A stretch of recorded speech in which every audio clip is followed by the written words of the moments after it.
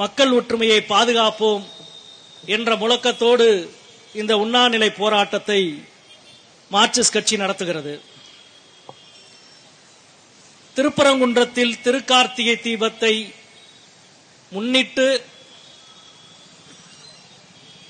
RSS, பாஜக, இந்து முன்னணி போன்ற வலதுசாரி அமைப்புகள் புதிதாக கிளப்பியிருக்கிற பிரச்சனையை ஒட்டி தமிழ்நாட்டின் கவனமும் தேசத்தின் கவனமும் நம்முடைய மதுரையின் பக்கமும் திருப்பரங்குன்றத்தின் பக்கமும் திரும்பி இருக்கிறது.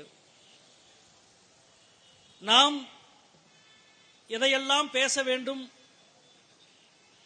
சமூகத்தினுடைய முன்னேற்றத்திற்கு, மதுரையினுடைய முன்னேற்றத்திற்கு, திருப்பரங்குன்றத்தின் முன்னேற்றத்திற்கு, இங்கு வாழுகிற மக்களின் வாழ்க்கை தர முன்னேற்றத்திற்கு எதுவெல்லாம் பேச வேண்டும் என்று தொடர்ந்து பேசிக்கொண்டும் போராடி கொண்டும் இருக்கிறோமோ அவற்றிலிருந்து முற்றிலும் திசை மாற்றி அவர்களது ஒரு பேசுபொருளை பேசுகிற களமாக மாற்ற முயற்சி செய்து கொண்டிருக்கிறார்கள்.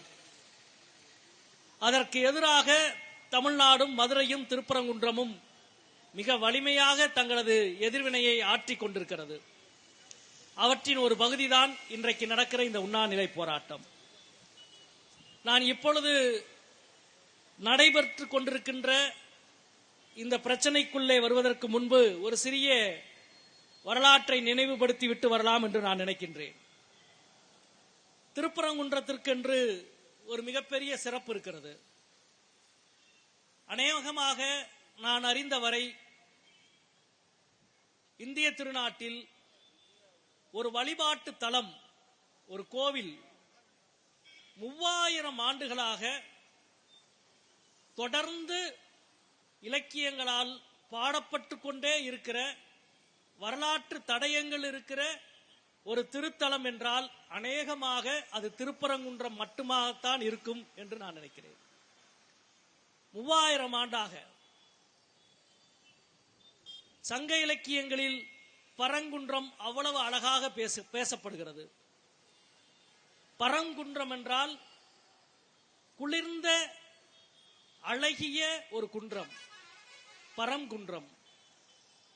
அது பின்னால் திருப்பரங்குன்றமாக, தென்பரங்குன்றமாக, தன்பெருங்குன்றமாக பல சொற்களால் அழைக்கப்படுகிறது.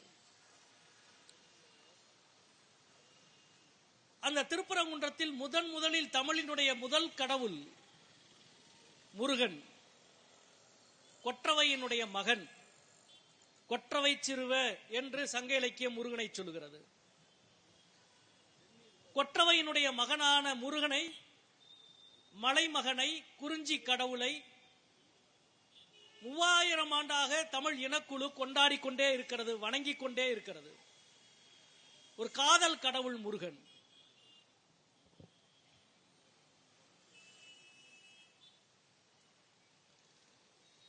தொடர்ந்து 3000 ஆண்டுகளாக வணங்கிக் கொண்டே இருக்கிறது. இங்க ஒரு ஸ்பீக்கர் வைக்க சொல்லுங்க.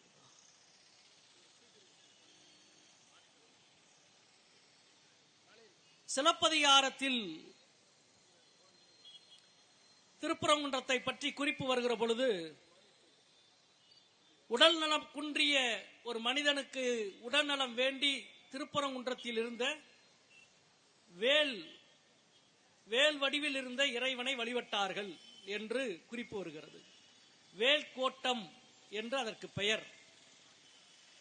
அதாவது உருவ வழிபாடு துவங்குவதற்கு முன்பே வேலை வைத்து வழிபடுகிற ஒரு மரபு இருந்தது. வேல் வழிபாடு நடந்த இடமாக பரங்குன்றம் இருந்தது. அதற்கு பிறகு சங்க இலக்கியங்கள் பரிபாடலில் தொடங்கி எல்லா சங்க இலக்கியத்தில் பெரும்பான்மையான இலக்கியங்கள் திருப்பரங்குன்றத்தை பாடுகிறது. திருப்பரங்குன்றம் முருகன் வள்ளியை மனமுடிந்த இடமாக பரிபாடல் பாடுகிறது. பின்னால் 1000 வருஷத்துக்கு பிறகு கந்தபுராணம் திருப்பரங்குன்றம் முருகன் தெய்வானையை மனம் புரிந்த இடமாக பாடுகிறது. அந்த கதை தனி. 2000 வருஷத்துக்கு முன்னால பரிபாடலில் சங்க இலக்கியத்தில் முருகப்பெருமான் வள்ளியை மனமுடித்த இடமாக பரங்குன்றத்தை பாடுகிறார்கள். அதற்கு பின்பு தமிழ்நாட்டில் பௌத்த மதம் தலைத்தோங்கியது. பௌத்த மதம் தலைத்தோங்கிய பொழுது திருப்பரங்குன்றம் பௌத்த தலமாக மாறியது. பௌத்த பிக்குகள் திருப்பரங்குன்றத்தின் குகைகளிலே வாழ்ந்தார்கள். வாழ்ந்ததற்கான அடையாளமாக கல்வெட்டை பொறித்தார்கள். பௌத்த பள்ளிகளை நடத்தினார்கள். பௌத்த அறத்தை போதித்தார்கள். பௌத்த நெறிகளை மக்களிடம் பரப்பினார்கள். அது சில 100 ஆண்டு காலம் பௌத்தர்களுடைய ஆளுகையின் கீழ் திருப்பரங்குன்றமும் இந்த மண்ணும் இருந்தது. அதற்கு பிறகு சில 100 ஆண்டுகளுக்கு பிறகு சமணர்கள் திருப்பரங்குன்றத்தில் மிக முக்கியமான ஒரு பகுதியாக மாறினார்கள். திருப்பரங்குன்றம் மலை முழுக்க சமண பள்ளிகள் உருவானது. பள்ளி என்ற இந்த சொல்லே சமணர்கள் உருவாக்கியதுதான். அதுவரை கூடல் என்று அறியப்பட்டுக் கொண்டிருந்த இந்த நகரத்திற்கு மதுரை என்று பெயர் சூட்டியவர்கள் சமணர்கள். அழகர் கோவிலுக்கு பக்கத்திலே இருக்கிற கல்வெட்டில் மதுரை என்ற சமண பள்ளி கல்வெட்டு சொல்லுகிறது. பல கல்வெட்டுகளை திருப்பரங்குன்றத்திலே சமணர்கள் பொறித்தார்கள். குகைகளிலே வாழ்ந்தார்கள். பௌத்தர்கள் ஊருக்குள் வாழ மாட்டார்கள். இரவு ஊரை விட்டு ஒதுக்கப்புறமாக இருக்கிற இடங்களில் தான் தங்குவார்கள். எனவே பௌத்த பிக்குகள் திருப்பரங்குன்றத்தின் மலைக்குகையில் தங்கினார்கள். அதற்கு பிறகு சமணர்கள் அதே இடங்களில் சமண பள்ளிகளை உருவாக்கினார்கள். சமண அறங்களை போதித்தார்கள். இன்று நாம் சங்க இலக்கியமாக படிக்கப்படுவதில் பல இலக்கியங்கள் இலக்கணங்கள் சமணர்களால் உருவாக்கப்பட்டது. திருக்குறள் துவங்கி நன்னெறியிலே இருந்து எல்லா அற இலக்கியங்களும் சமணர்கள் தமிழுக்கு கொடுத்த கொடை. இலக்கணம் சமணர்கள், பெரும்பான்மையான இலக்கணங்கள் சமணர்கள் தமிழுக்கு கொடுத்த கொடை. சமணர்கள் காலத்திற்கு பிறகு சைவம் மேலோங்கியது. பக்தி காலம் 7ஆம் நூற்றாண்டு. மதுரையை ஆட்சி நடத்திய பாண்டியன் பராந்தகன். பராந்தகனுக்கு 2 தளபதிகள் இருந்தார்கள். ஒரு தளபதி பெயர் மாறன்காரி, இன்னொரு தளபதியினுடைய பெயர் சாத்தன் கணபதி. நீங்கள் தெரிந்து கொள்ள வேண்டும், மதுரையினுடைய அரசன் பராந்தகனுக்கு, பாண்டிய மன்னனுக்கு 2 தளபதிகள், 3-4 தளபதிகள் இருந்திருக்கலாம். ஆனால் 2 தளபதிகள் முக்கியமானவர்கள். ஒருவன் மாறன்காரி, அவன்தான் யானை மலையிலே போய் ஒரு குடைவரை கோவிலை உருவாக்கி பெருமாளுக்கு ஒரு குடைவரை கோவிலை உருவாக்குகிறான். இன்னொரு தளபதி சாத்தன் கணபதி திருப்பரங்குன்றம் மலையில் சிவனுக்கு ஒரு குடைவரை கோயிலை உருவாக்குகிறான். யானை மலையிலே இருக்கிற பெருமாள் கோவிலும் திருப்பரங்குன்றத்தில் இருக்கிற குடைவரை கோவிலும் ஒரே காலத்தில் ஒரே அரசனின் 2 தளபதிகளால் ஒரே காலத்தில் உருவாக்கப்பட்டது.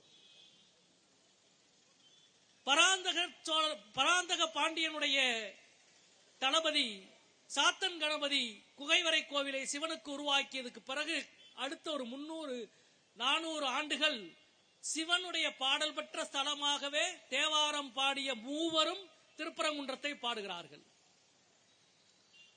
இதுவரை சொன்ன கதைகளை பூரா நீங்க பாருங்க. முதலில் வேல் வழிபாடு நடந்தது.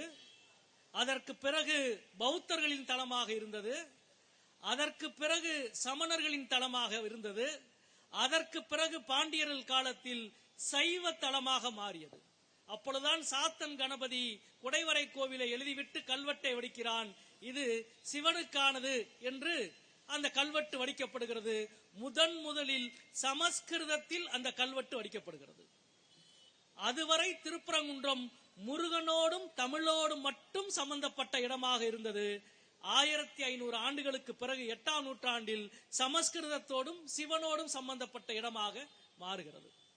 அதற்கு பிறகு அரசர்கள், மதுரையை ஆண்ட அரசர்கள் கோவிலினுடைய ஒவ்வொரு கட்டிடமாக ஒவ்வொரு மண்டபமாக கட்டிக்கொண்டே இருக்கிறார்கள்.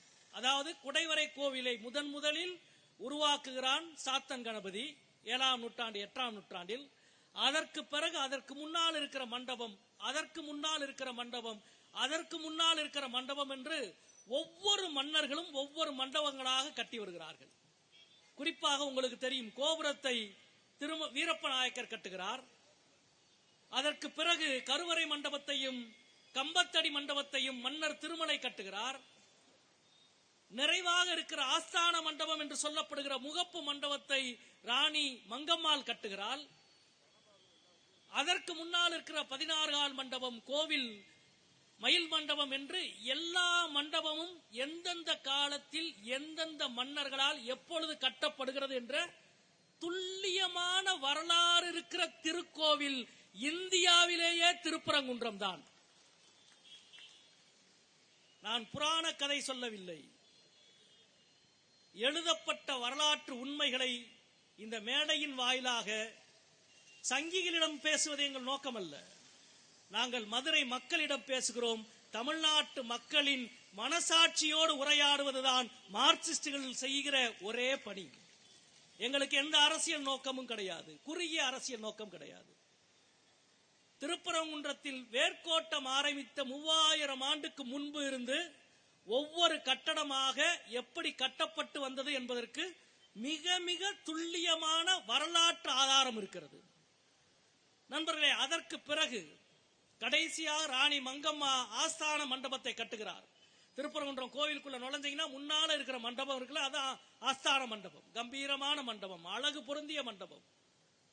தமிழ்நாட்டின் சிற்ப கலைக்கு உதாரணமான மிக மிக அபூர்வமான சிற்பங்கள் தஞ்சாவூரில் அதிகம் இருக்கிறதா, காஞ்சிபுரத்தில் அதிகம் இருக்கிறதா, மதுரையில் அதிகம் இருக்கிறதா என்று ஒரு பட்டிமன்றம் நடத்தினால் அந்த பட்டிமன்றத்தில் மதுரையில் இருக்கிற சிற்பங்களை பற்றி 24 மணி நேரம் பேசுவதற்கு கூட நாங்கள் தயாராக இருக்கின்றோம். தஞ்சாவூர் சிற்பத்தை குறைத்து மதிப்பிடவில்லை, காஞ்சிபுரம் சிற்பத்தை குறைத்து மதிப்பிடவில்லை. ஆனால் அவ்வளவு கலை பொக்கிஷங்கள் இருக்கிறது. முருகப்பெருமானை தெய்வானைக்கு மனமுடித்து கொடுக்கிற அந்த முகப்பு சிற்பம் இருக்கிறது, திருக்கல்யாண சிற்பம் அவ்வளவு நுட்பமானது. அதில் மதுரை பெண்கள் தெரிந்து கொள்ள வேண்டிய ஒன்று இருக்கிறது. அந்த திருக்கல்யாண சிற்பத்துக்கு நேர் எதிராக ராணி மங்கம்மாளின் சிற்பம் இருக்கிறது. மதுரையை ஆண்ட மக்கள் அரசி என்று மங்கம்மாளுக்கு பெயர். எந்த கிராமத்துக்கும் சாலைக்கு இன்னைக்கு போனாலும் இது மங்கம்மா சாலை என்று, மதுரையில், ராமநாதபுரத்தில், சிவகங்கையில் அவ்வளவு சாலைகள் இருக்கும், சத்திரங்கள் இருக்கும். பயணிகள் பயணித்தால் தங்குவதற்கு சத்திரமும் குடிப்பதற்கு கிணறும் தானமும் சாப்பாடும் கொடுக்கிற ஏற்பாடு இருந்தது. சத்திரம்னா நம்மால் நினைக்கிறா எல்லாரும் போய் தங்குற இடம் என்று. எல்லாரும் பயணிகள் தங்கலாம், ஆனால் வழியற்றவர்களுக்கும் வக்கற்றவர்களுக்கும் வயோதிகர்களுக்கும் உணவு கொடுக்கிற இடம் சத்திரம். அதுதான் அறம். குழந்தைகளுக்கும் பெண்களுக்கும் உணவு கொடுக்கிற இடம். திருக்கல்யாண கோலம் இருக்கிற மண்டப சிலைக்கு நேர் எதிராக மங்கம்மாளின் சிலை இருக்கிறது. ராணி, மதுரையை பேரரசை ஆட்சி செய்த ராணி மங்கம்மாளின் சிலை இருக்கிறது. அந்த சிலை அவ்வளவு நுட்பமாக வடிக்கப்பட்ட சிலை. ஆனால் அபூர்வம் என்ன தெரியுமா? மங்கம்மாளினுடைய கழுத்தில் ஒரு முத்து மாலை கூட இருக்காது. தமிழ்நாட்டின் சிற்பக்கலை வல்லுநர்கள் எழுதி வைத்திருக்கிறார்கள், ஒரு பேரரசியின் கழுத்தில் முத்து மாலை இல்லாமல் வடிக்கப்பட்டிருக்கிற சிலை அது. நான் பேரரசியாக கூட இருக்கலாம், ஆனால் முத்துக்களின் மீது எனக்கு மோகம் இல்லை என்று சொன்னவள் மங்கம்மாள் என்ற செய்தி அதிலே இருக்கிறது என்று சிற்பக்கலை வல்லுநர்கள் சொல்கிறார்கள். நண்பர்களே, இதில் அதற்கு பிறகு பிரிட்டிஷ் ஆட்சி வருகிறது. நாயக்கர் காலங்களில் சுல்தான்கள் வீழ்த்தப்படுகிறார்கள். சுல்தான்களுக்கு பிறகு நாயக்கர் ஆட்சி வருகிறது. நாயக்கர் ஆட்சிக்கு பிறகு பிரிட்டிஷ் ஆட்சி வருகிறது. கிழக்கிந்திய கம்பெனி ஆளுகிறார்கள். கிழக்கிந்திய கம்பெனி அதுவரை அரசர்களின் கட்டுப்பாட்டில் இருந்த கோவில், கிழக்கிந்திய கம்பெனி வந்த பிறகு இந்த கோவிலை நிர்வகிப்பது யார் என்ற கேள்வி வந்து சிறிது காலம் ராமநாதபுரம் ஜமீன் இந்த கோவிலின் நிர்வாக பொறுப்பை ஏற்றுக்கொண்டிருக்கிறது 1800களில். அதற்கு பிறகு சிறிது காலம் மதுரை ஆதீனம் பண்டார சந்நிதி திருப்பரங்குன்றம் கோவில் பொறுப்பை ஏற்றுக்கொண்டு நடத்தியது, மதுரை சைவ ஆதீனம். அதற்கு பிறகு கிழக்கிந்திய கம்பெனி நிர்வாக குழு அமைக்கிறது. தொடர்ந்து நிர்வாக குழு செயல்பட்டு கொண்டே இருக்கிறது. சுதந்திரத்துக்கு பிறகு தேவஸ்தான போர்டு உருவாக்கப்படுகிறது. 1983 வரை மதுரை மீனாட்சி அம்மன் கோவிலும் திருப்பரங்குன்றம் கோவிலும் ஒரே தேவஸ்தான போர்டின் கீழ் இருக்கிறது. 83க்கு பிறகு திருப்பரங்குன்றம் தனி அறங்காவலர் குழுவாக உருவாக்கப்படுகிறது. நண்பர்களே, 3000 ஆண்டுக்கு முன்பு கட்டிடமே உருவாகாமல் ஒரு வேல் மட்டும் வைத்து வழிபாடு நடத்திய காலத்திலிருந்து 3000 ஆண்டாக எந்த இடைவெளியும் இல்லாமல் வரலாற்று குறிப்புகளை தன் மார்பு முழுவதும், நெஞ்சு முழுவதும், உடல் முழுவதும் தாங்கி நிற்கும் திருக்கோவில் திருப்பரங்குன்றம் என்பதை அழுத்தந்திருத்தமாக நான் இங்கே பதிவு செய்கிறேன். இவ்வளவு மண்டபங்கள், இவ்வளவு தூண்கள், ஒவ்வொரு தூணுக்கும் ஒரு வரலாறு இருக்கிற பொழுது, இவ்வளவு வரலாறு இருக்கிற பொழுதே ஒரு கதையை கட்டிக்கிட்டு ஒரு ஆள் வர்றாங்க இருந்து. 41 கல்வெட்டு இருக்கிறது திருப்பரங்குன்றத்தில். எனக்கு தெரிந்து எந்த கோவில் தலங்களிலும் 41 கல்வெட்டுகள் கிடையாது. 41 கல்வெட்டு, 3000 ஆண்டுகளாக எழுதப்பட்ட கல்வெட்டுக்கள் 41 கல்வெட்டுக்கள் இருக்கிறது. நீங்க என்ன வேணாலும், எந்த கோவில், எந்த மண்டபம், எதுக்கும் தெளிவான வரலாற்று குறிப்பு ஆவணம் இருக்கிறது. நீங்க எந்த கேள்வி கேட்டாலும் அதுக்கு பதில் இருக்கிறது. இது வரலாறு சார்ந்த விஷயம். இன்னொரு பக்கம் மரபு, பழக்க வழக்கம் சார்ந்த விஷயம். அது என்ன என்று கேட்டால், ஒவ்வொரு சமூகமும் எந்தெந்த பூஜை செய்ய வேண்டும், கோவிலினுடைய பணியை எந்தெந்த சமூகம் எவ்வளவு செய்ய வேண்டும், எந்த பணியை செய்ய வேண்டும், அவர்களுக்கு என்ன நிலம், அவர்களுக்கு மானியம் என்ன என்ற ஒரு முழுமையான கட்டுக்கோப்பு பல நூறு ஆண்டாக, பல ஆயிரம் ஆண்டாக அங்கே இருக்கிறது. அதிலும் எந்த குழப்பமும் இல்லை. நண்பர்களே, அதாவது 3000 ஆண்டாக இந்த கோவிலினுடைய நிர்வாகம், கோவிலினுடைய வழிபாட்டு முறை, அதற்கு சமூகங்களுக்கான பங்களிப்பு என்பது மிக தெளிவாக ஒரு முழு ஸ்ட்ரக்சர், முழு கட்டமைப்பு இருக்கிறது. மீனாட்சி அம்மன் கோவிலில் அந்த கட்டமைப்பு ஒரு 70 ஆண்டுக்கு முன்பு மாற்றப்பட்டு விட்டது. ஆலய நுழைவு போராட்டம் நடந்ததை ஒட்டி மீனாட்சி அம்மன் கோவிலினுடைய சமூக கட்டமைப்புகளில் நிறைய விஷயங்கள் நடந்ததை நீங்கள் பார்த்திருப்பீர்கள். திருப்பரங்குன்றம் கோவிலில் அந்த மாற்றங்களோ குழப்பங்களோ கூட ஏற்படவில்லை. தெளிவான கட்டமைப்பு என்பது இருக்கிறது. நீங்க திருப்பரங்குன்றம் கோவில்ல எங்க தீபம் போடணும், முருகனுக்கு தீபத்துக்கு திரி எதிலிருந்து எடுக்கணும், எதுக்கு நெய், என்ன நெய் ஊத்தணும் அப்படின்றது உள்பட எழுதி வச்சிருக்கான். தாமரை உருக்கி நூல் எடுத்து தனிப்பசுவின் நெய்யுருக்கி தூண்டா விளக்கரியும் சுப்பையா சந்நிதியில் என்று எழுதியிருக்கிறான். நூலை, எந்த தாமரையிலிருந்து நூலை எடுக்கணும், அந்த நூலுக்கு எண்ணெய்க்கு திரி போடுறதுக்கு எண்ணெய் ஊத்தணும்ல, அந்த நெய்யை எங்க எடுக்கணும்னா பசு மடத்துல இருந்து நெய்யை வாங்கிட்டு வரக்கூடாது. பல மாட்டு பாலிலிருந்து உருவாக்கிய நெய்யை பயன்படுத்தக்கூடாது. தனி பசுவின் நெய்யுருக்கி, தனி பசு, திருப்பரங்குன்றம் கோவில் சந்நிதியில் விளக்கேற்றுவதற்கென்று நெய்யுக்கு ஒரு பசு நேர்ந்து விடப்பட்டு தனி பசுவின் நெய்யுருக்கி அதில் தூண்டா விளக்கரியும் சுப்பையா சந்நிதியில் என்று எழுதி வைத்திருக்கிறார். நண்பர்களே, கோவில் கட்டடம், மரபு, வழிபாடு எல்லாவற்றுக்கும் மிக மிக தெளிவான பதிவுகள். ஒன்னும் சாதாரண விஷயம் கிடையாது. தமிழ் சமூகத்தினுடைய மிக மிக முக்கியமான வரலாற்று உணர்வினுடைய வெளிப்பாடாக திருப்பரங்குன்றம் இருக்கிறது. கார்த்திகைக்கு வழிபடுவது இன்னைக்கு நேற்றைக்கு கிடையாது.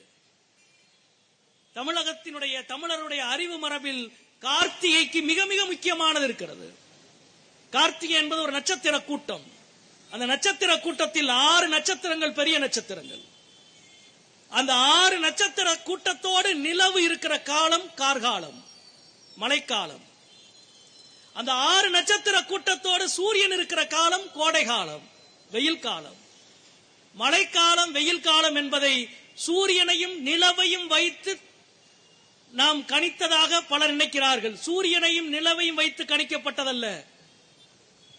கார்த்திகை நட்சத்திர கூட்டத்தோடு நிலவு நேரடியாக இருந்தால் அது கார்காலம், கார்த்திகை நட்சத்திர கூட்டத்தோடு சூரியன் நேரடியாக இருந்தால் அது கோடை காலம்.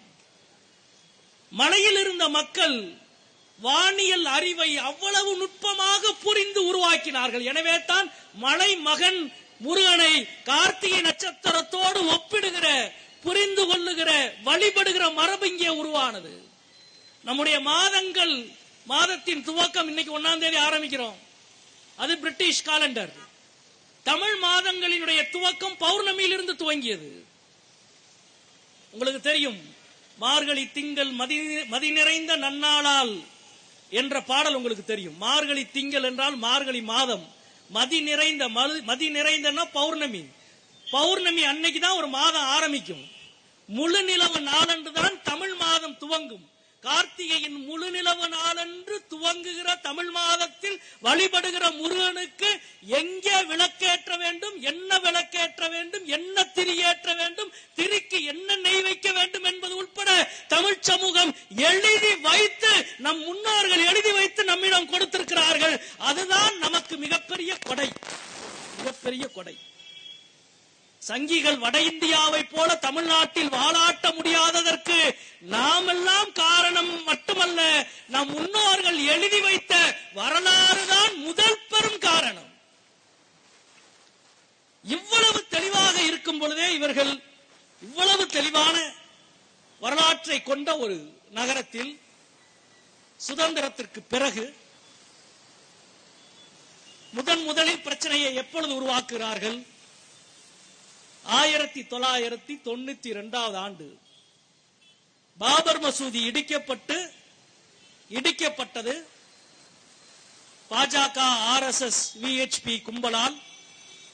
அந்த ஆண்டு இந்து முன்னணியின் தலைவர் ராமகோபாலன் திருப்பரங்குன்றம் மலை உச்சியில் தர்காக்கு அருகில் இருக்கிற தூணிலே தீபம் ஏற்ற வேண்டும் என்று பிரச்சனையை கிளப்புகிறார். திருப்பரங்குன்றத்தில் போராட்டத்தை அறிவிக்கிறார். இந்த அரங்கத்தில் பல தோழர்கள் இருக்கிறோம், நான் உள்பட. அன்றைக்கு எங்கள் கட்சியினுடைய செயலாளராக தோழர் கே. கந்தசாமி அவர்கள் திருப்பரங்குன்றத்தில் இருந்தார்கள். எங்கள் முன்னாள் மாவட்ட செயலாளர் தோழர் சி. ராமகிருஷ்ணன் அவர்கள், இன்றைக்கு புறநகர் மாவட்ட செயலாளராக இருக்கிற தோழர் கே. ராஜேந்திரன் அவர்கள், பல தோழர்கள். சங்கிகள் இந்து முன்னணி திருப்பரங்குன்றத்தில் ஒரு மத கலவரத்தை, மத பிரச்சனையை உருவாக்கிய பொழுது 92 இருந்து 10 ஆண்டு காலம் எந்த சமரசமும் செய்யாமல் சங்கிகளுக்கு எதிராக மகத்தான மக்கள் இயக்கத்தை கட்டி எழுப்பிய கட்சி மார்க்சிஸ்ட் கம்யூனிஸ்ட் கட்சி என்பதை இந்த நேரத்தில் நான் பதிவு செய்ய கடமைப்பட்டிருக்கிறேன். நாங்கள் மட்டுமல்ல, மொத்த திருப்பரங்குன்ற மக்களும் எங்களோடு இருந்தார்கள். தவத்திரு குன்றக்குடி அடிகளார், இப்பொழுது இருக்கிற பொன்னம்பல சுவாமிகள் அல்ல, இவருக்கு முன்னால் இருந்த தவத்திரு குன்றக்குடி அடிகளார் இதே போன்ற ஒரு உண்ணாவிரதத்தை திருப்பரங்குன்றத்தில் நாங்கள் நடத்தினோம். உண்ணாவிரதத்தை தவத்திரு குன்றக்குடி அடிகளார் வந்து துவக்கி வைத்தார். துவக்கும் பொழுது சொன்னார், இது கம்யூனிஸ்டுகள் நடத்துற உண்ணாவிரதம் இல்ல, பட்டையும் கொட்டையும் போட்டிருக்கிற ஒருவனை விடாத எல்லாவா, இது நாம நடத்த வேண்டிய உண்ணாவிரதம் என்று சொன்னார் குன்றக்குடி அடிகளார். ஏனென்றால் மீனாட்சிபுரத்தில், மண்டைக்காட்டில் எவ்வளவு பெரிய கொடூர விலையை தமிழர்களுக்கு ஏற்படுத்தி விட்டார்கள் இவர்கள். எனவே அதை போல நிகழ்ந்துவிடக் கூடாது என்று அந்த உண்ணாவிரதம் நடந்தது. 10 ஆண்டு, 14 ஆண்டு, 2007-8 தான் அந்த உண்ணாவிரதத்தின் பொழுது அந்த பெரிய போராட்டத்தினால் ஏற்பட்ட பிரச்சனைகள், வழக்குகள் எல்லாம் 15 ஆண்டுகள் நடந்து 2007-8 ஆண்டு முடிந்தது.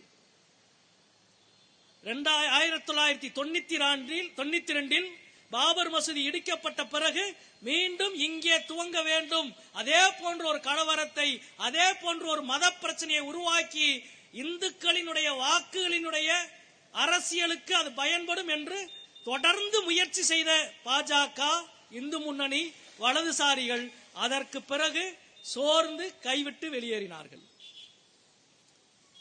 இது முடிஞ்சது. இது முதல் பார்ட். செகண்ட் பார்ட் ஒன்னு இதுல இப்ப ஆரம்பிச்சிருக்கு.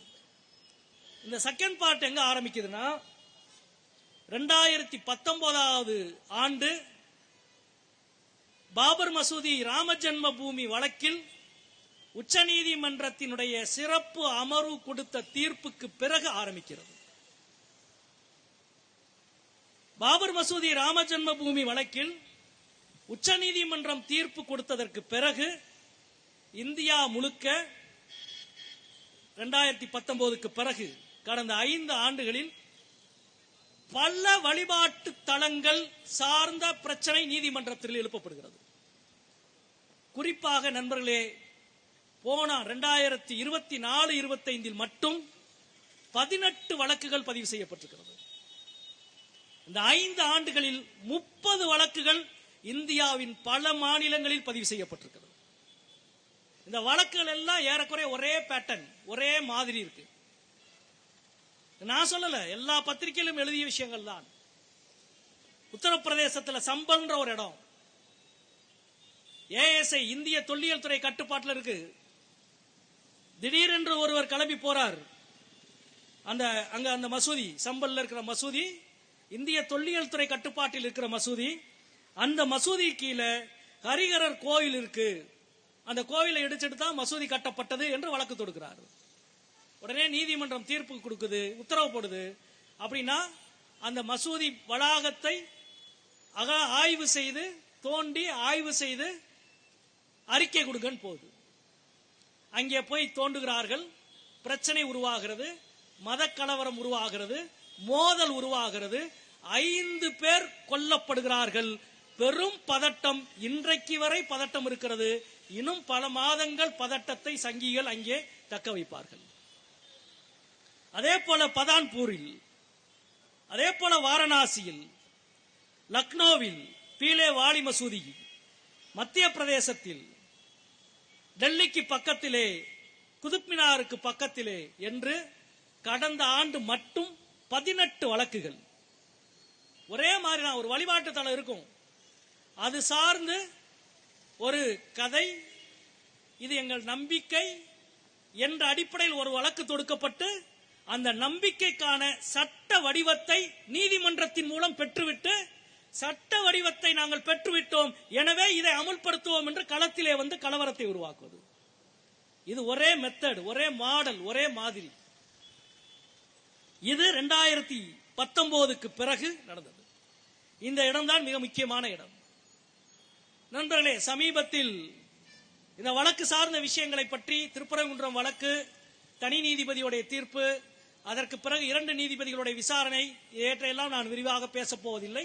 அது எல்லாம் நீங்கள் தெரிந்த விஷயங்கள் தான். ஆனால் இந்த தனி நீதிபதி கடந்த அமர்வில் ஒரு கேள்வி கேட்டார். நான் போட்ட உத்தரவை மதுரை மாவட்ட ஆட்சியர், திண்டுக்கல் மாவட்ட ஆட்சியர், கன்னியாகுமரி மாவட்ட ஆட்சியர் 3 பேரும் நிறைவேற்றவில்லை. இவங்க 3 பேரும் சொன்ன காரணம் அல்லது இதை அணுகிய விதம் ஒரே பேட்டர்னா இருக்கு, ஒரே மாடலா இருக்கு, அது எப்படி என்று கேள்வி எழுப்பியதாக ஊடகத்தில் செய்தி வந்தது. அது உண்மையா இல்லையா என்பதை அரசு பதில் சொல்லும். ஆனா நமக்கு இருக்கிற சந்தேகம், இந்த ஒரே பேட்டர்ன் இருக்குல்ல, இந்த பேட்டர்ன் இந்தியா முழுக்க சில வழக்குகளில் ஒரே பேட்டர்ன் இருக்கு. அது எப்படி? அதாவது இதுவரைக்கும் சுதந்திர இந்தியாவில் 75 வருஷம் வாழ்ந்தவங்க எல்லாரும் இருக்கிறாங்க, நம்ம எல்லாம் இருக்கிறோம். ஒரு ஊர்ல ஒரு சின்ன பிரச்சனை வரும், அந்த பிரச்சனை கலவரமா மாறும். அந்த கலவரத்தை அடக்க காவல்துறை தலையிடும். காவல்துறை தலையிட்டு அதுக்கு பிறகு அது பெரிய சட்ட ஒழுங்கு பிரச்சனையா மாறும். அதுக்கு பிறகு வழக்குகள் பதிவு செய்யப்படும். அதுக்கு பிறகு நீதிமன்றத்தில் வழக்கு நடந்து நீதிமன்றம் ஒரு தீர்ப்பு கொடுக்கும். இதுதானங்க உலக வழக்கம், இதுதான உலக வழக்கம். இப்ப அப்படியே தலைகீழா நீதிமன்றம் ஒரு தீர்ப்பு கொடுக்கும். கொடுத்த பிறகு ஒரு பிரச்சனை உருவாகும். பிரச்சனை கலவரம் உருவாகும். கலவரத்தை சட்ட ஒழுங்கா கையாள முடியல, சட்ட ஒழுங்குக்காக காவல்துறை நடவடிக்கை எடுக்கும். நீ ஏன் நடவடிக்கை எடுத்தன்னு நீதிமன்றம் காவல்துறையையும் மாவட்ட ஆட்சியரையும் கேள்வி கேட்கும். அதாவது பிரச்சனையில் இருந்து அதை அமைதிப்படுத்த சட்ட நடவடிக்கை, அது சரியா என்பதை விசாரிக்க நீதிமன்றம், அந்த விசாரணையிலிருந்து தீர்ப்பு என்பது தலைகீழாக மாற்றப்பட்டு தீர்ப்பு உருவாக்குகிற பிரச்சனை. அதுதான் உத்தரப்பிரதேசம், அதுதான் மத்திய பிரதேசம், அதுதான் கர்நாடகா, அதுதான் மணிப்பூர், அதுதான் திருப்பரங்குன்றம். நண்பர்களே, இது மக்களால் உருவாக்கப்பட்ட பிரச்சனை அல்ல. மக்களுக்கு இதுக்கு இந்த பிரச்சனைக்கு சம்பந்தம் கிடையாது. மக்கள் அவர்கள் நம்புகிற, வணங்குகிற இறைவனை வணங்கிக் கொண்டிருக்கிறார்கள். நீங்கள் யோசிச்சு பாருங்க, நீதிமன்றம் மிக மிக முக்கியமாக இந்த பின்னணியில் தான் ஜூலை மாதம் இந்து முன்னணி முருக பக்தர்கள் மாநாடு என்று ஒரு மாநாட்டை நடத்துகிறார்கள். அதிகபட்சம் 4 மாசம் தான், 6 மாசம் ஆகுது. ஜூலை மாசம் நடத்துறாங்க. அந்த மாநாட்டின் முதல் தீர்மானம் என்ன தெரியுமா? இன்னைக்கும் இணையதளத்தில் இருக்கு, ஊடகங்கள்ல இருக்கு, பாருங்க. அந்த மாநாட்டின் முதல் தீர்மானம், திருப்பரங்குன்றம் மலை மேல் இருக்கிற மலை உச்சியில், தர்காக்கு அருகில் மலை உச்சியில் இந்த ஆண்டு கார்த்திகை தீபம் ஏற்ற வேண்டும். அதுதான் முருக பக்தர் மாநாட்டில், இந்து முன்னணி மாநாட்டில் போடப்பட்ட முதல் தீர்மானம். இந்த ஆண்டு திருப்பரங்குன்றம் மலை உச்சியில் கார்த்திகை தீபத்தை இந்த அறநிலையத்துறை ஏற்ற வேண்டும். நான் கூட அதிகமான வார்த்தையை சொல்லல. அதற்கு அவர்கள் ஒரு பொய்யான காரணத்தை சொன்னாங்க. ஏன்னா 94ஆம் ஆண்டு வழக்கிலே நீதிமன்றம் தீர்ப்பு கொடுத்துருச்சு அப்படின்னு ஒரு பொய் வேற. அதுல இது முதல் தீர்மானம். மூன்றாவது தீர்மானம், முதல் தீர்மானம் மலை உச்சியில கார்த்திகை தீபம் ஏற்றணும். மூன்றாவது தீர்மானம், மலை உச்சியில் இருப்பது சிக்கந்தர் தர்காவல்ல, சிக்கந்தர் தர்கா கோரிப்பாளையத்தில் இருக்கிறது, மலை உச்சியில் இருப்பது கட்டிடம். இது மூன்றாவது தீர்மானம். இந்த தீர்மானத்தை ஜூலைல ஏற்றிட்டாங்க. சரி, இந்த ஆண்டு கார்த்திகை தீபத்தை அன்று தீபம் ஏற்ற வேண்டும் என்று இந்து முன்னணி ஜூலையிலே தீர்மானம் நிறைவேற்றிய பிறகு அவர்கள் நீதிமன்றத்துக்கு போயிருக்கலாம்ல, போகல. 3 மாதம் காத்திருந்தார்கள். ஏன் காத்திருந்தார்கள், யாருக்காக காத்திருந்தார்கள் என்பதில் தான் அரசியல் இருக்கிறது. சரியாக 1 மாதத்துக்கு முன்பு நவம்பர் 13ஆம் தேதி வழக்கு பதிவு செய்யப்படுகிறது. 20 நாளில் விசாரிக்கப்படுகிறது. டிசம்பர் 1ஆம் தேதி தீர்ப்பு சொல்லப்படுகிறது. ஒரு தனி நீதிபதி ஏற்கனவே 2 நீதிபதிகள் கொடுத்த தீர்ப்புக்கு மாறாக, முரணாக ஒரு தீர்ப்பை வழங்குகிறார். மலை உச்சியில் இருக்கிற தீபத்தூணில் தீபம் ஏற்ற வேண்டும். சரி, இப்பொழுது நமக்கு வருகிற கேள்வி, முக்கியமான கேள்வி, அந்த தீர்ப்பில் தனி நீதிபதி GR சுவாமிநாதன், மரியாதைக்குரிய தனி நீதிபதி அவர்கள் வழங்கிய தீர்ப்பில் 39 இடத்தில் தீபத்தூண் என்று குறிப்பிடுகிறார். எத்தனை இடத்துல? 39 இடத்தில் குறிப்பிடுகிறார். மலைக்கு உச்சியில் இருக்கிற தூணை தீபத்தூண், தீபத்தூண் என்று 39 முறை குறிப்பிடுகிறார். நான் முதல்ல சொன்னேன், 3000 வருஷம் வரலாறு இருக்கு. எந்த கோவில், எந்த கட்டடம், எந்த தூண் எப்பொழுது கட்டியது என்பதற்கு மிக தெளிவான வரலாறு இருக்கிறது. தீபத்தூண் எது அப்படின்னே ஒரு தூண் இருக்கு. அந்த தூண்ல கல்வெட்டு இருக்கு. ஆண்டவனின் தலைக்கு உச்சியில் நடப்பட்டிருக்கிற தூண் தீபத்தூண் கல்வெட்டிலே இருப்பது. ஆண்டவனின் தலைக்கு உச்சியில்னா திருப்பரங்குன்றம் கோவில் மூலஸ்தானத்துக்கு நேர் மேலே, தலைக்கு மேலே இருக்கிற கல்லிலே, அதுல நீ புண்ணியவான்கள் தீபம் ஏற்ற வேண்டும், இது தீபத்தூண் என்று கல்வெட்டு அடித்து வைத்திருக்கிறார்கள். இவர்கள் இப்படி கல்வெட்டு அடித்து வைத்திருக்கிறதை, ரொம்ப முக்கியமான விஷயமே தான், தமிழ்நாட்டினுடைய தொல்லியல் துறை முழுக்க ஆய்வு செய்து 1981ஆம் ஆண்டு ஒரு புத்தகமே போட்டாங்க. இந்த இடத்துல தீபத்தூண் இருக்கு, வரைபடத்தோட போட்டிருக்கிறாங்க. குறிப்பெழுதி மலையில எந்த இடத்துல தீபத்தூண் இருக்கு என்று எழுதப்பட்டு வெளியிடப்பட்ட புத்தகம் இருக்கு. இப்ப இல்ல, 20 வருஷத்துக்கு முன்னாடி தமிழ்நாட்டு அரசினுடைய தொல்லியல் துறை வெளியிட்ட போஸ் அவர்கள் எழுதிய புத்தகம். நண்பர்களே, ரொம்ப தமிழ்நாட்டுக்கு வரலாற்றின் மிக முக்கியமான ஒரு பகுதி என்னன்னா, இவ்வளவு வரலாறு இருக்கிற நிலமாக தமிழ்நாடு இருப்பதால் இவ்வளவு கோவில் இருக்கிற நிலமாகவும் தமிழ்நாடு இருக்கிறது. இன்றைக்கு இந்தியாவிலே மிக அதிக கோயில்கள் இருக்கிற நிலம் தமிழ்நாடு. இந்து அறநிலையத்துறையில் மட்டும் 40,000க்கு மேற்பட்ட கோவில் இருக்கிறது. மற்ற கோவில் எல்லாம் சேர்த்தால் ஏறக்குறைய 1 லட்சம் கோவில்கள் இருக்கிறது.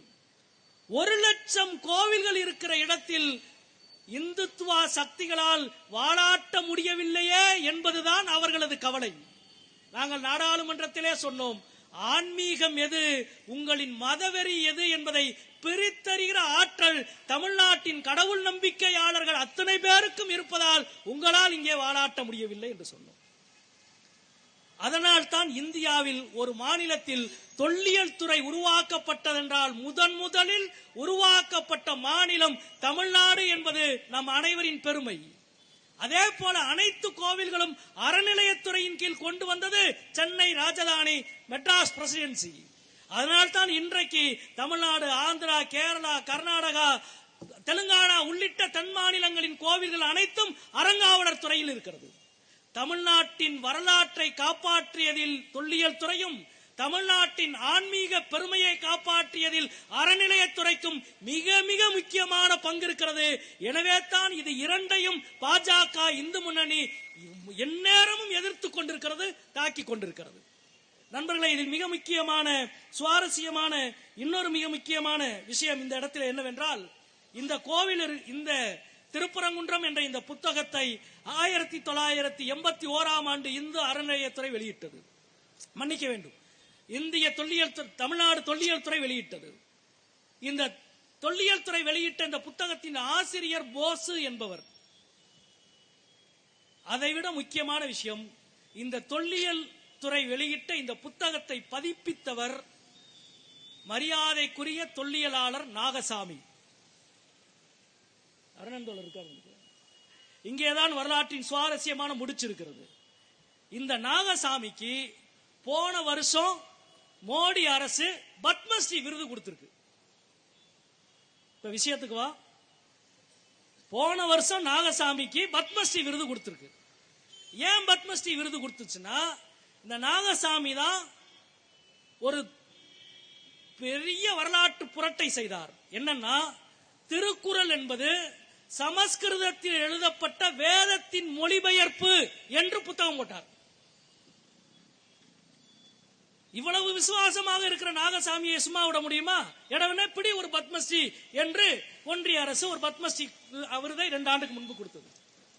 இது பிற்காலத்து கதை. முற்காலத்து கதை என்றால், அப்பெல்லாம் அவர் நல்லவராக இருந்திருக்கார். 1981 தொல்லியல் துறையின் இயக்குநராக நாகசாமி அவர்கள் இருந்த பொழுது அழகான முன்னுரை எழுதியிருக்கிறார். தமிழ்நாட்டுக்கு இவ்வளவு கோவில் இருக்கிறது, கோவிலில் தான் நம் ஆன்மீக மரபு, நம் சிற்ப மரபு, நம் வழிபாட்டு மரபு, நம் பொருளாதார சங்கிலி, நம்முடைய சமூக கட்டமைப்பு எல்லாம் குவிந்து கிடக்கிற இடம் கோவில்.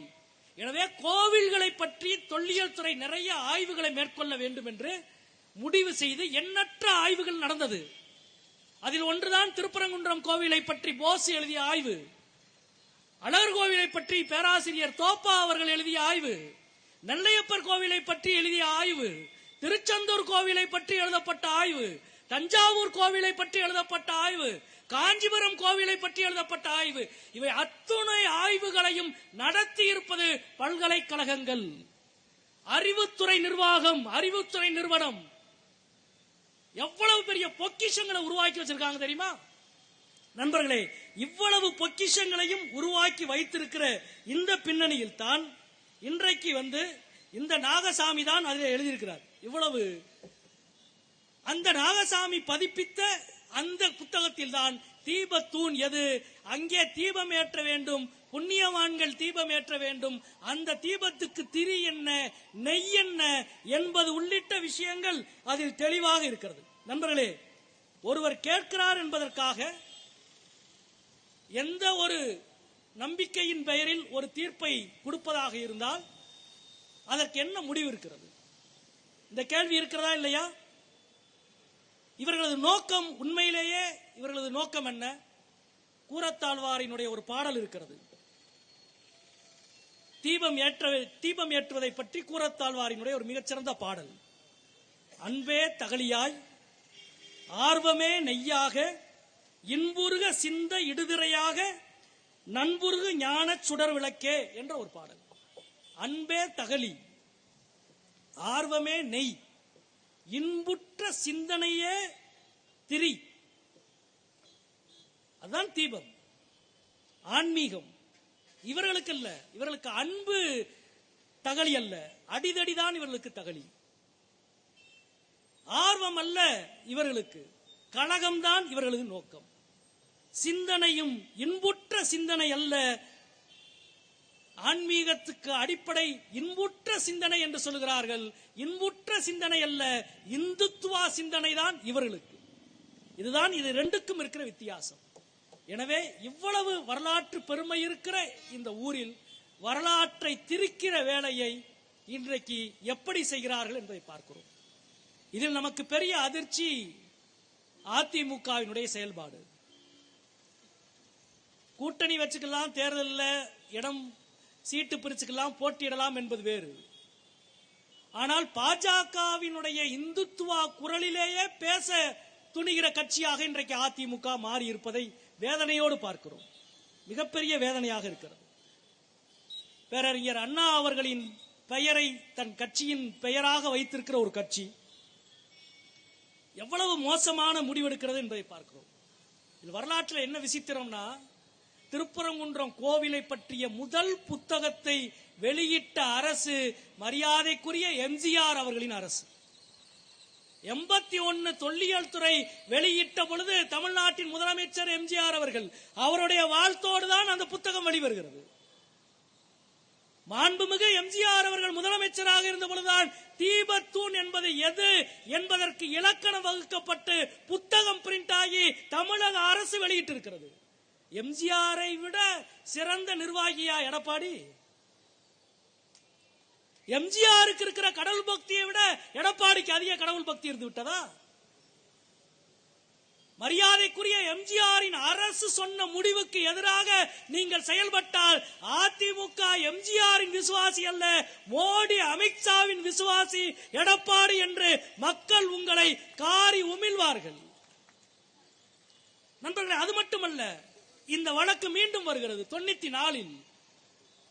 நான் முதல்ல குறிப்பிட்டேன்ல, 92 பாபர் மசூதி இடிக்கப்பட்ட பிறகு திருப்பரங்குன்றத்தில் கலவரம், தமிழ்நாடு முற்போக்கு எழுத்தாளர் சங்கத்தின் சார்பாக அவ்வளவு பெரிய இயக்கம்.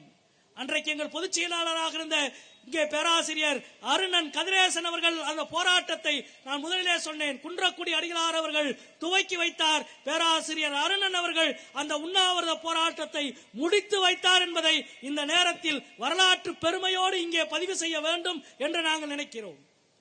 எங்கள் போராட்டம் இன்றைக்கு நேற்றைக்கான போராட்டம் அல்ல. எங்கள் போராட்டம் மனுஸ்மிருதி தோன்றிய காலத்தில் இருந்து, அதற்கு முன்னால் தோன்றிய வள்ளுவனின் காலத்தில் இருந்து துவங்கியது எங்கள் போராட்டம். அடிமைத்தனத்தை வேதத்தின் பெயரால் நீங்கள் நிலைநிறுத்த துடித்த பொழுது, வேதத்தின் அடிமைத்தனம் அல்ல, சமத்துவம் தான் எங்கள் சிந்தனை என்று 3000 ஆண்டுக்கு முன்பு துவங்கியது எங்கள் போராட்டம். 94 வழக்கு வருகிறது நீதிமன்றத்தில். திருப்பரங்குன்றம் கோவிலின் 4 ஸ்தானிய பட்டரும் நீதிமன்றத்தில் எழுத்துப்பூர்வமாக தாக்கல் செய்கிறார்கள். காலகாலமாக கார்த்திகை தீபம் என்பது உச்சிப்பிள்ளையார் கோவில் இருக்கிற இந்த இடத்தில் தான் தீபம் ஏற்றுகிற வழக்கம் என்று 4 ஸ்தானிகர்களும் வாக்குமூலம் கொடுத்திருக்கிறார்கள். தீர்ப்பிலே இருக்கிறது. நண்பர்களே, 94 யார் ஆட்சி நடத்தியது? தமிழ்நாட்டின் முதலமைச்சர் யார்? மரியாதைக்குரிய அம்மையார் ஜெயலலிதா அவர்கள். மரியாதைக்குரிய அம்மையார் ஜெயலலிதா முதலமைச்சராக இருந்த பொழுது அவர் கட்டுப்பாட்டில் இருந்த இந்து அறநிலையத்துறையில் கோவில் நிர்வாகம் உச்சிப்பிள்ளையார் கோவிலில் இருக்கிற தீபத்தூணில் தான் தீபம் ஏற்றுவோம் நீதிமன்றத்தில் வாக்குமூலம் கொடுத்ததால் அதுவே எம்ஜிஆரைத்தான் நீங்கள் மறந்தீர்கள், ஜெயலலிதா அவர்களையும் மறந்து விட்டீர்களே, இது உங்களுக்கே நியாயமா? அதிமுக தொண்டன் உங்களை பார்த்து கேள்வியே கேட்க மாட்டானா? மதுரை மக்கள் உங்களை பார்த்து கேள்வியே கேட்க மாட்டார்களா? நண்பர்களே, 4 ஸ்தானிகர்கள் கொடுத்த வாக்குமூலம் மட்டுமல்ல, அதைவிட மிக முக்கியமான ஒன்றை நான் சொல்கிறேன். இங்கே அன்றைக்கு திருப்பரங்குன்றம் கோவிலினுடைய அறங்காவலர் குழுவினுடைய தலைவராக இருந்தவர் மதுரையின் போற்றுதலுக்குரிய பெரிய மனிதர் கருமுத்து திரு கண்ணன் அவர்கள். கருமுத்து கண்ணன் அவர்கள் அறங்காவலர் குழு தலைவர் என்ற முறையில் நீதிமன்றத்தில் வாக்குமூலம் கொடுத்திருக்கிறார். காலகாலமாக எங்கள் முன்னோர்கள் உச்சிப்பிள்ளையார் கோவிலில் தான் கார்த்திகை தீபம் ஏற்றினார்கள் என்று கருமுத்து கண்ணன் அவர்கள் கொடுத்திருக்கிற வாக்குமூலம் நீதிமன்ற தீர்ப்பில் இருக்கிறது. கருமுத்து கண்ணனை விட ஆன்மீகத்தில் சிறந்தவரா ராமகோபாலன் அல்லது ராம ரவிக்குமார்? கருமுத்து கண்ணன் அவர்களை விட சிறந்த ஆன்மீகவாதியா பாஜக நயினார் நாகேந்திரனும் பாஜகவினுடைய அண்ணாமலையும்?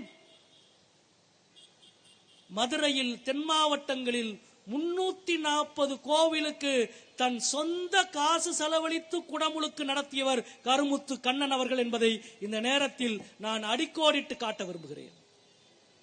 மதுரை மீனாட்சி அம்மன் கோவிலில் 16 ஆண்டு காலம் அறங்காவலர் குழுவின் தலைவராக இருந்தார்.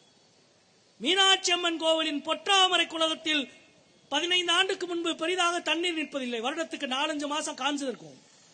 பொற்றாமரை குளத்தில் தண்ணீர் நிற்பதற்கு என்ன செய்ய வேண்டும் என்று முழுமையான ஆய்வு நடத்தி 3 அடி 4 அடி அங்கே இருந்த மண்ணையெல்லாம் அகற்றி தண்ணீர் எளிதில் இறங்கி வற்றிவிடாத களிமண் துவரிமான் கண்மாயில் இருந்து கொண்டு வந்து IIT மற்றும் திருப்பரங்குன்றம் பொறியியல் கல்லூரியினுடைய பொறியியல் பேராசிரியர்கள் உதவியோடு பொற்றாமரை குளத்திற்கு அடித்தளம் அமைத்து பொற்றாமரை குளத்தில் நீர் வற்றாமல் இருக்க வகை செய்தவர் கருமுத்து கண்ணன் அவர்கள்.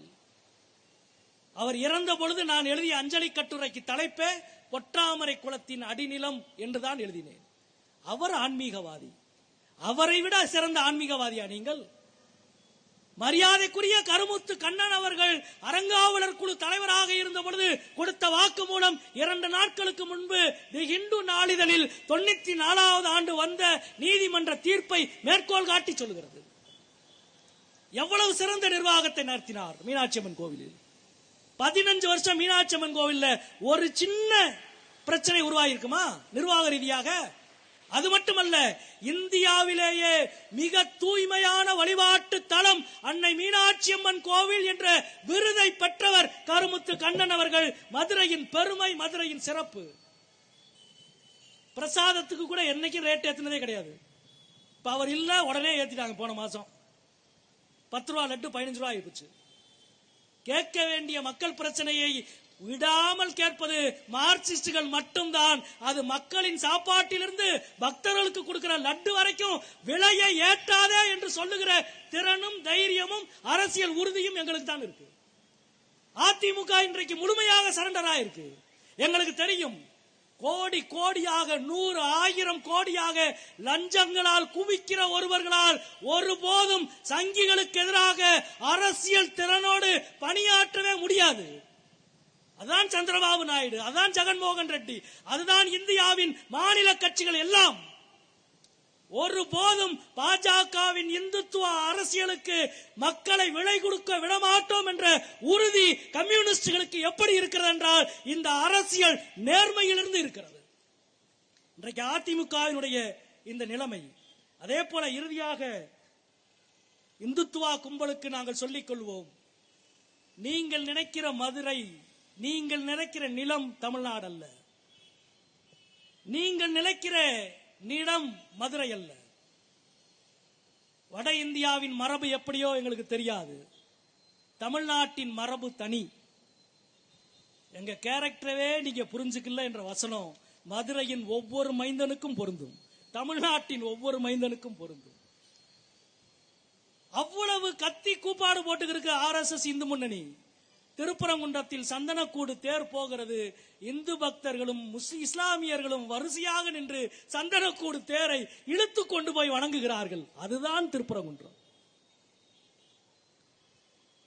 சித்திரை திருவிழாவுக்கு கோரிப்பாளையத்தில் நின்று இஸ்லாமிய மக்கள் அணி அணியாக வந்து ஒரு பக்கம் ரோஸ் மில்கை கொடுக்கிறார்கள், இன்னொரு பக்கம் ஜிகர்தண்டா கொடுக்கிறார்கள். அதுதான் மதுரை.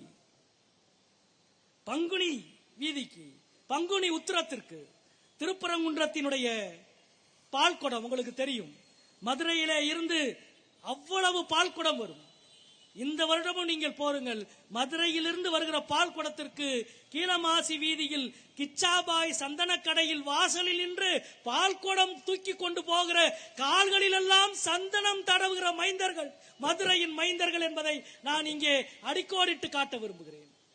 அது மட்டுமல்ல, இதோ போங்க சேக்கிப்பட்டி. இந்த மாதம் முழுக்க ஜல்லிக்கட்டு நடக்க போகிறது. சேக்கிப்பட்டி ஜல்லிக்கட்டுக்கு போங்கள். சேக்கிப்பட்டி கருப்பணசாமி ஜல்லிக்கட்டின் முதல் மாடு தர்காவால் வளர்க்கப்படுகிற தர்கா மாடுதான் சாமி மாடாக அவிழ்த்துவிட்டு ஜல்லிக்கட்டை துவக்குகிற மரபு மதுரையின் மரபு, தமிழ்நாட்டின் மரபு. இந்த மரபை அவ்வளவு எளிதில் வீழ்த்தி விடுவோம் என்று நீங்கள் நினைக்க வேண்டாம். நண்பர்களே, இறுதியாக பாஜகவுக்கு, மதுரை மக்களுக்கு நாங்கள் சொல்லிக்கொள்ள விரும்புவது, மதுரையினுடைய மார்க்சிஸ்ட் கட்சியின் ஊழியர் என்ற முறையிலும் மதுரையின் நாடாளுமன்ற உறுப்பினர் என்ற முறையிலும் இந்த வழக்கு நீதிமன்றத்தில் நடந்து அரசு பதில் சொல்லி மீண்டும் நீதிமன்ற ஒரு உத்தரவுகள் நடைமுறைகளாக மட்டுமே இருந்திருந்தால் இந்த கூட்டமே நாங்கள் நடத்தியிருக்க மாட்டோம். கருத்தியல் தளத்தில் மட்டும் அதை சந்தித்திருப்போம்.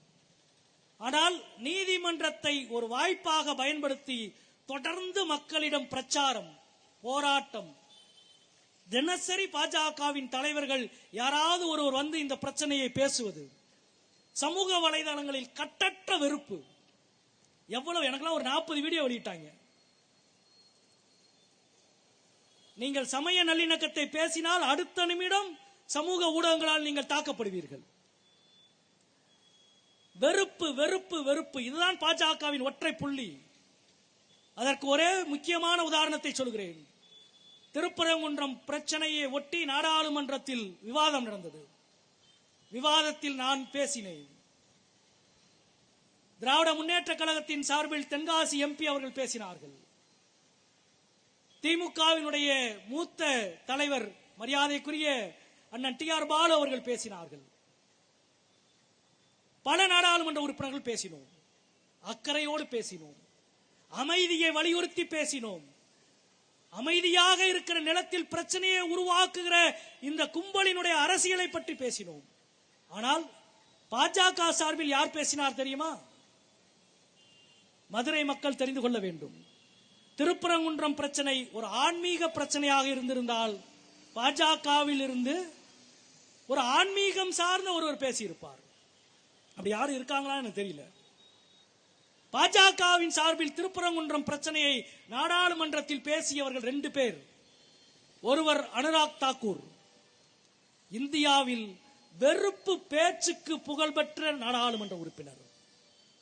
அவர்தான் டெல்லி சட்டமன்ற தேர்தலுக்கு முன்பு, எப்படி இப்பொழுது தமிழ்நாடு சட்டமன்ற தேர்தலுக்கு 3 மாதத்துக்கு முன்பு இந்த பிரச்சனை பேசப்படுகிறதோ, இதே போல டெல்லி சட்டமன்ற தேர்தலுக்கு 3 மாதத்துக்கு முன்பு பிரச்சார கூட்டத்தில் அனுராக் தாக்கூர் பேசினால் எங்களின் எதிரிகளான சிறுபான்மையினரை சுட்டு தள்ளுவேன் என்று பேசினார். கோலி மாரோ என்று பேசினார். அந்த அனுராக் தாக்கூர், தேர்தல் ஆணையம் இப்பொழுது எப்படி செயல்பட்டுக் கொண்டிருக்கிறது என்று உங்களுக்கு தெரியும். அந்த தேர்தல் ஆணையமே தேர்தலில் இனிமேல், டெல்லி சட்டமன்ற தேர்தலில் இனிமேல் அனுராக் தாக்கூர் பேசக்கூடாது என்று தடை விதித்தது தேர்தல் ஆணையம். அந்த அனுராக் தாக்கூரை வைத்து நாடாளுமன்றத்தில் திருப்பரங்குன்றம் பிரச்சனையை பாஜக பேச வைத்தது. இன்னொருவர் யார் தெரியுமா? தேஜஸ்வி சூர்யா. வெறுப்பு பேச்சுக்கு உதாரணம் தேஜஸ்வி சூர்யாவின் பேச்சுக்கள். கோவிட் காலத்தில் மருத்துவமனைக்குள்ளே போய் இது என்ன மருத்துவமனையா அல்லது மதராசாவா என்று கேட்டவர் தேஜஸ்வி சூர்யா. அவருடைய ட்விட்டர் பக்கங்களில் சிறுபான்மையர்களை எவ்வளவு மோசமாக எழுதியிருக்கிறார் என்று பாருங்கள். இதே தேர்தல் ஆணையம் தேஜஸ்வி சூர்யா தேர்தலில் பிரச்சாரம் செய்யக்கூடாது என்று தடை விதித்தது. தேர்தலில் பிரச்சாரம் செய்யக்கூடாது என்று தடை விதிக்கப்பட்ட அளவுக்கு வெறுப்பை உமிழ்ந்த அனுராக் தாக்கூரையும் தேஜஸ்வி சூர்யாவையும் திருப்பரங்குன்றம் பிரச்சனையை வைத்து நாடாளுமன்றத்தில் பாஜக பேசுகிறது என்றால் பாஜகவின் நோக்கம் வெறுப்பும் பகைமையும் மோதலும் வன்முறையும் தான். நாங்கள் சொல்லவில்லை, அவர்களினுடைய செயல் அது. இதுதான் பாஜகவின் நோக்கம். இந்த நோக்கத்தை நாம் புரிந்து கொள்ள வேண்டும். இந்த நோக்கத்தினுடைய உண்மையை நாம் புரிந்து கொள்ள வேண்டும். இவர்களுக்கு இது ஒரு ஆன்மீக விஷயம் அல்ல. காலகாலமாக தீபம் ஏற்றப்படுகிறது, மக்கள் வணங்குகிறார்கள். ஆகம விதி, கோவில் மரபு, கோவில் பழக்கம், கோவில் நடைமுறை என்று வழி வந்த மரபு பின்பற்றப்படுகிறது. ஆனால் திடீரென்று ஒன்றை இவர்கள் உருவாக்குவதன் மூலம் ஒரு கலவரத்தை உருவாக்குகிறார்கள். இன்னொரு பக்கம் மதுரையின் உண்மையான தேவை, இங்கே தோழர்களெல்லாம் குறிப்பிட்டதை போல எய்ம்ஸ், மெட்ரோ, நெய்ப்பர், கீழடி அகழாய்வு முடிவுகள், ரயில்வே திட்ட மேம்பாடு, மதுரையினுடைய விமான நிலைய சர்வதேச விமான நிலையமாக்கல் என்று எல்லாவற்றையும் புறந்தள்ளிவிட்டு இன்னொரு பக்கம் கொண்டு போய் நிறுத்துகிறார்கள். மதுரை மக்களுக்கு நண்பர்களே, சாதாரணமான எளிய உழைப்பாளி மக்கள், நடுத்தர மக்கள், அன்புமயமான மக்கள், சாதாரண மக்களை ரத்தம் குடிக்கும் மனிதர்களாக மாற்றுவதுதான் பாசிசம். ஒன்னாதான் இருந்தோம். ரம்ஜானுக்கு பிரியாணி வாங்கி கொடுத்து, கிறிஸ்துமஸுக்கு கேக் வாங்கி சாப்பிட்டு, பொங்கலை நம்முடைய புதூர் சர்ச்சில் பொங்கல் கொண்டாடி எல்லாரும் ஒன்றாக இருந்து இருக்கிற பொழுது இந்த நட்பை, தோழமையை, அன்பை உருக்கி வெறுப்பை உருவாக்குவதுதான் பாசிச தத்துவம். இதை நம்மால் இனம் காண முடியுமா என்றால் முடியும். 2000 வருடம் இதை போன்ற பல மதவெறி சக்திகளை எதிர்த்து களை கண்டு தன்னை நிலைநிறுத்திய நகரம்தான் மதுரை என்பதுதான் நமது தனித்துவமான முத்திரை. ஆட்சியில உட்கார்ந்தா, நாற்காலியில இருந்தா, நீ சொன்ன தீர்ப்பை நான் ஏத்துக்குவே நினைச்சையா என்று நீ தீர்ப்பை, அந்த நாற்காலியை, அந்த அரண்மனையை அல்ல, ஒட்டுமொத்த தலைநகரத்தையே எரித்த கண்ணகியின் மதுரை இந்த மதுரை என்பதை மறந்து விடாதீர்கள். நீ இறைவனே ஆனாலும் நீ சொன்னால் தவறு தவறுதான் என்று எந்த முருகனை பாடிய நக்கீரன் பாடிய மதுரை இது. நெற்றிக்கண்ணை திறப்பினும் குற்றம் குற்றமே என்று பேசிய மதுரை இது. 12 ஆண்டுகள் பிரதமராக இந்தியாவின் நாற்காலியிலே இருக்கிற RSS பாஜக எது நினைத்தாலும் நடக்கிற களம் அல்ல மதுரை. மதுரை மக்களுக்கு நாங்கள் மீண்டும் மீண்டும் சொல்லிக் கொள்வது, இந்த பிரச்சனையின் மூலம் இந்த பிரச்சனையை இவர்கள் குளிர்காய நினைக்கிறார்கள், இதை பிரச்சனை ஆக்குகிறார்கள், யாருக்கும் எதிரான பிரச்சனையாக ஆக்குகிறார்கள், இந்துக்கும் இஸ்லாமியருக்குமான பிரச்சனையாக மாற்றுகிறார்கள். கிடையவே கிடையாது. இது இந்துக்களுக்கும் இஸ்லாமியர்களுக்குமான பிரச்சனை அல்ல, மதவெறியர்களுக்கும் சமயச்சார்பற்ற அரசியல்வாதிகளுக்கும் நடுவிலே நடக்கிற பிரச்சனை. ரத்தம் குடிக்கிற மதவெறியர்களுக்கும் அன்புமயமான மனிதர்களுக்கும் இடையிலே நடக்கிற பிரச்சனை. நேரடியாக சொல்லுவதாக இருந்தால், மோடி அமித்ஷா கூட்டத்திற்கும் மதுரை மக்களுக்கும் இடையிலே நடக்கிற பிரச்சனை. இதில் ஒருபோதும் மதுரை மக்கள் தோற்க மாட்டார்கள் என்று சொல்லி இந்த உண்ணாநிலை போராட்டத்தை துவக்கி வைத்து அமைகின்றேன். நன்றி, வணக்கம் நண்பர்களே.